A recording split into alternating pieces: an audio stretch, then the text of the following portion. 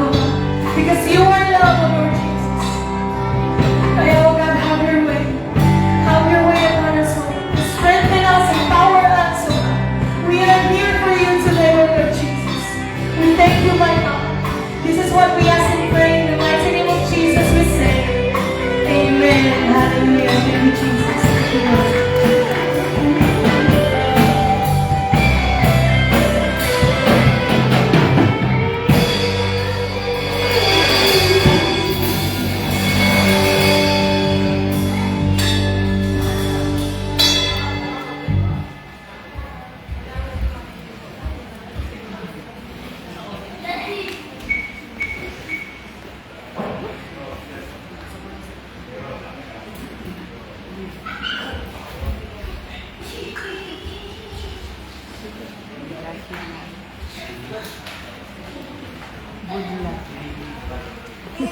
Not prepared.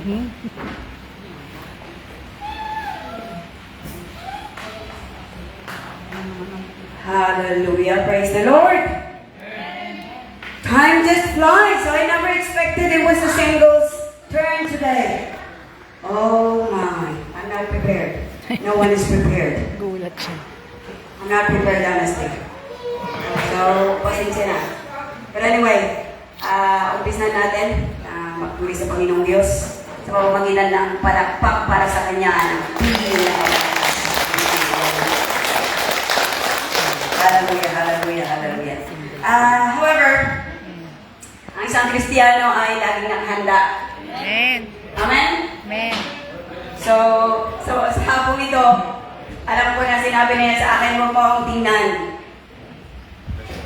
Pero, tingnan ko pa rin. Dahil siya po ang magte-testimony. I would like her to come in front. Para makilala naman natin siya bilang ating kapatid kay Cristo at kung paano siya bigyan ng Panginoong Diyos.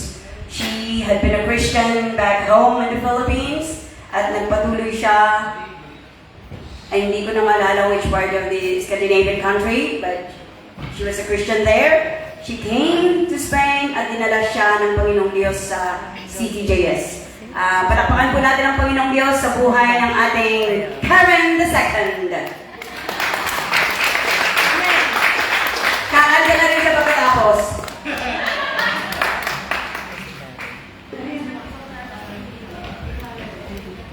Amen. Hallelujah. Parang na-surprise ako. Na-surprise siya. Mas na-surprise pa ako kasi hindi ko po alam. Nahi ka. So, sabi nga ni Ate Naira, ang Kristiyano lagi handa. Amen. Amen. So, ayan. Kinakabahan ako. And, actually po, tumatayo din po kasi ako sa church namin, pero nasasabihan po kasi ako, pero ngayon parang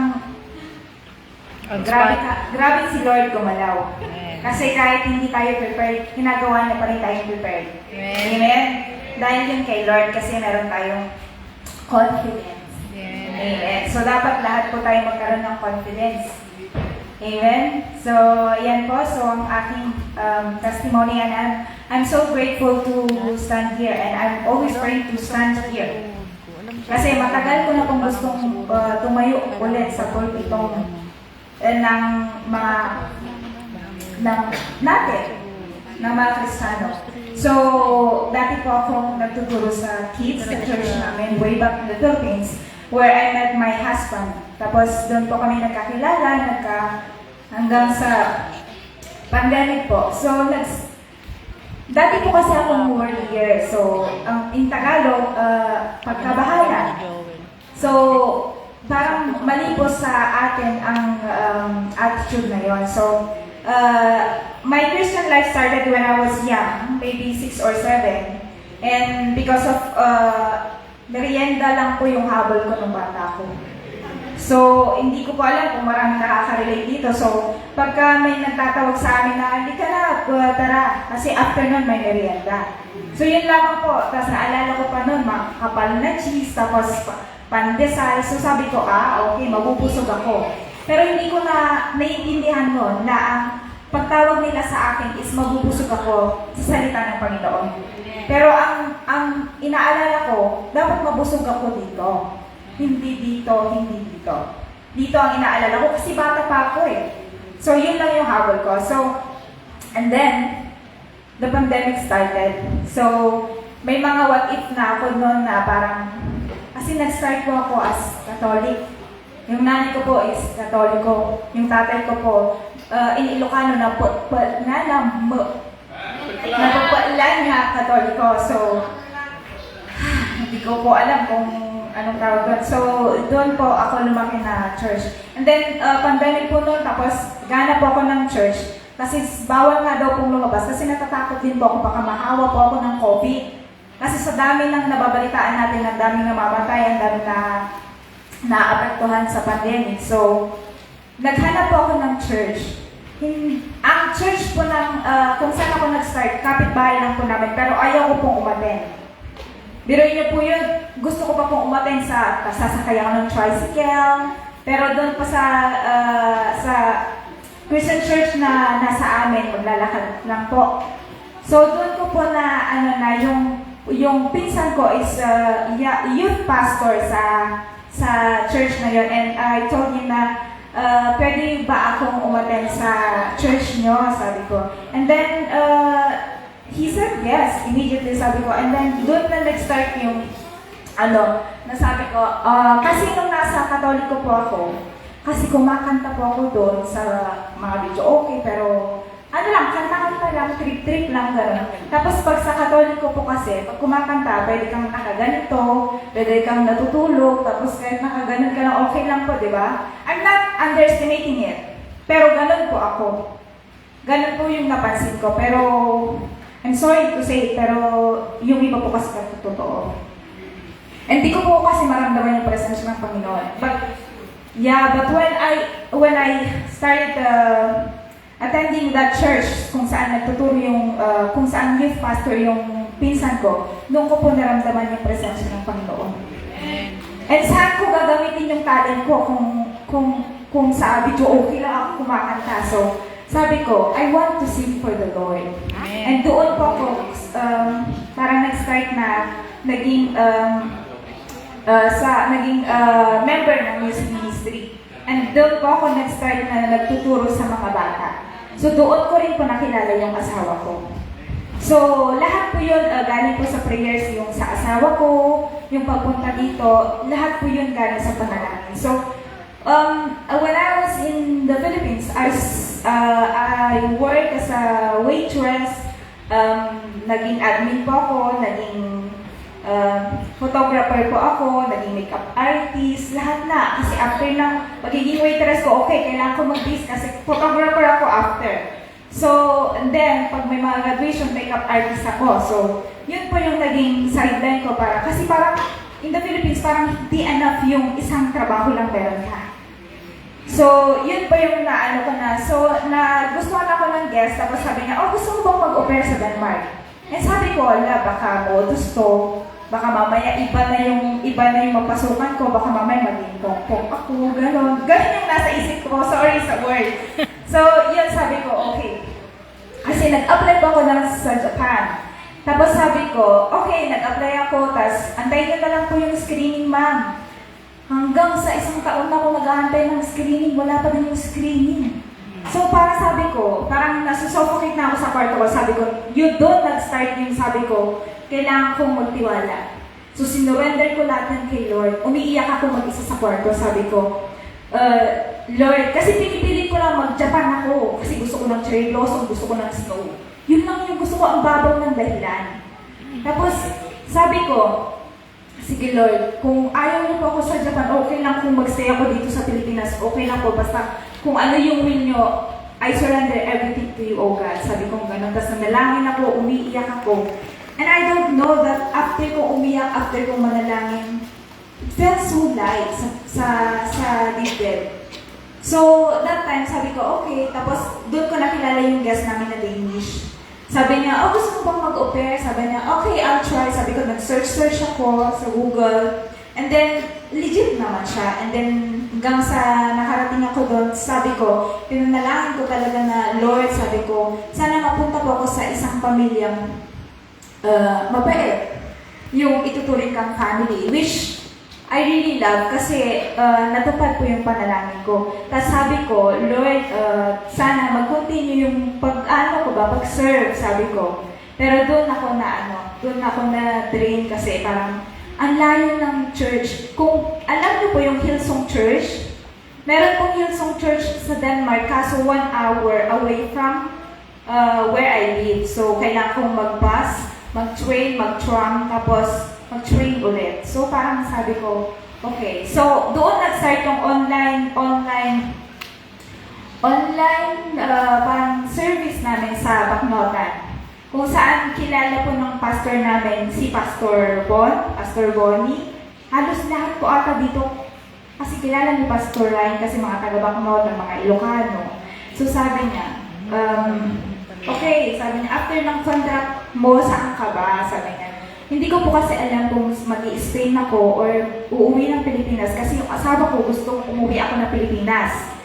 Pero sabi ng isip ko, hindi. Kasi mamumulubi tayo sa Pilipinas, sabi ko. And then, pinag-pray ko talaga, Lord, sabi ko, kasi malapit na mag-end yung contract ko, Lord, sabi ko. Kung ano po yung will nyo, sabi ko gano'n, tapos makakapag-continue ako to serve, then I'll accept it, sabi ko gano'n. And then, eto na. Sinat ko si Pastor Ryan, pastor namin sa Pastor, ano po ba yung gagawin ko? Sabi ko, hindi ko po kasi alam kasi mahal ko yung asawa ko.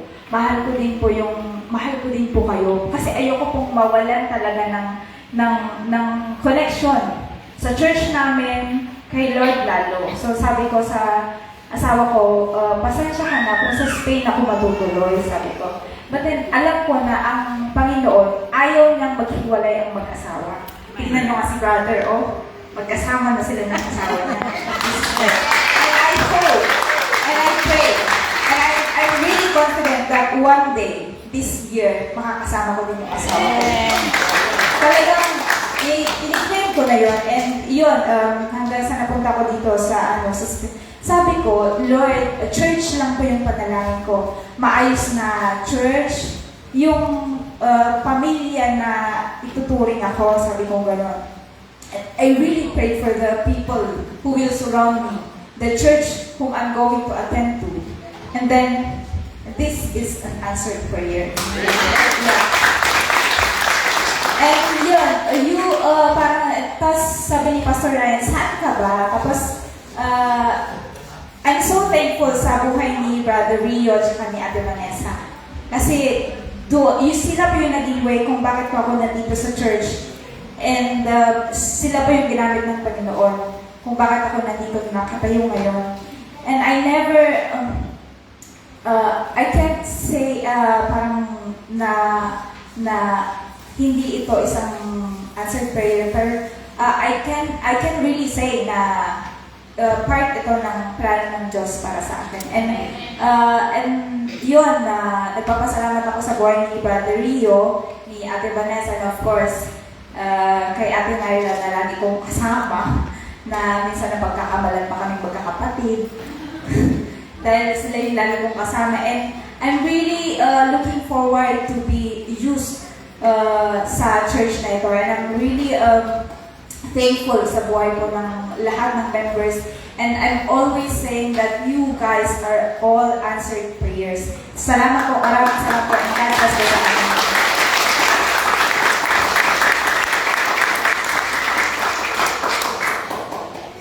Hallelujah. Napapansin niyo ba na sa church natin is dala-dalawa? May isang Pastora Susan, may Sister Susan, di ba? May Karen 1, may Karen 2. Yes. May Marilyn 1, may Marilyn 2. May Princess 1, may Princess 2. Yes. Tina. Tina. George. Mark. Sige. Continuous. Hallelujah. Palakpakan natin ang Panginoong Diyos. He gives us prayers. Hallelujah. Ang desire ng ating kapatid ay magamit pala sa Panginoong Diyos. Wala na tayong pare. So, can we ask you to inspire us with a song? Praise the Lord. Alam ko na, it's all spontaneous, but I know you can do it for the Lord.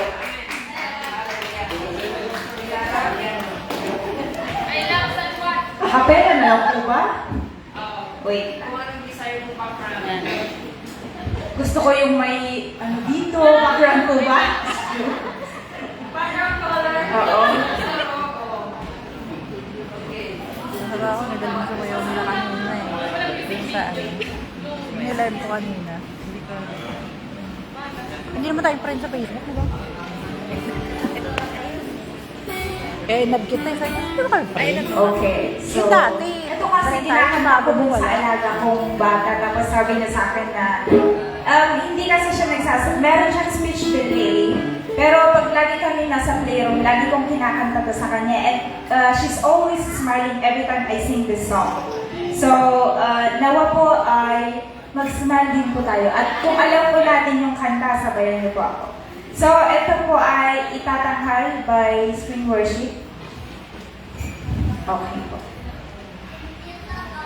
Whew. Very surprising talaga dito. So, yan. Lumalapit, nagsusumamo, ni na nais, banal na presensya mo. Inasa na ika'y maranasan. O Diyos, puso ko'y katagpuin. Lumalapit, nagsusumamo,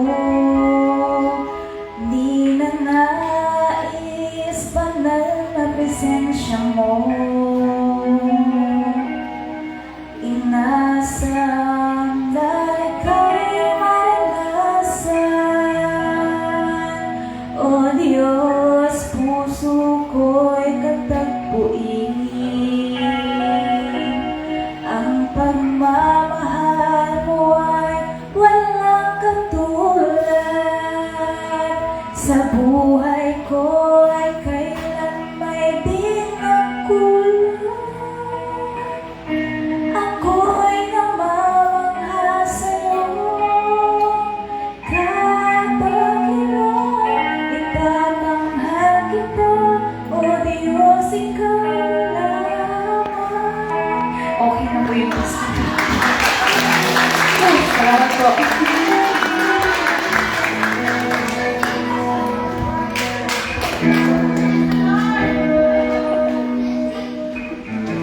God bless you. God bless you, my Lord. Hallelujah, hallelujah, hallelujah. Praise the Lord. Alam niyo, pagka ako nag-introduce ng magte-testimonyo, naliliit ang tingin ko sa sarili ko. Alam niyo kung bakit? I said, wow. It is so wonderful and such a blessing to be the younger generation na mas magaling na kaysa sa akin. Hallelujah. Papuri sa Panginoong Diyos. Amen. Hallelujah. Well, let's proceed sa pagpupuri sa Panginoong Diyos in our giving. So, there's not much explanation to be given by the giving. Alam ko na lahat tayo, alam na natin ang ibig sabihin nito.